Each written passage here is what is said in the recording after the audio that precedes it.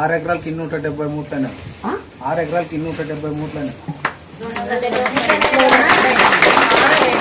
కడిగిన నేల తీసుకుపోయినాను. నువ్వే మందుల కేసు కొట్టంటే అంత చేనంత కొట్టినాను.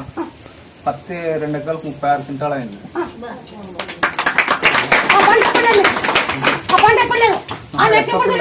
ఊర్లో అంతా ఆచారిపోయినారా? ఊర్లో అంతా ఆచారిపోయినారు జనాలు. శనక్కాయలు వానలు వచ్చి అంటే పూజ అయిపోయిందా ఏమి ఇతరం పంట పండనే ఆచారిపోయినారు. నువ్వు నన్ను నమ్మినావు. నిన్ను నమ్మినాను. నువ్వు అన్ని లక్షలు ఎప్పుడు పంట చూడలేను. చూడలేదు.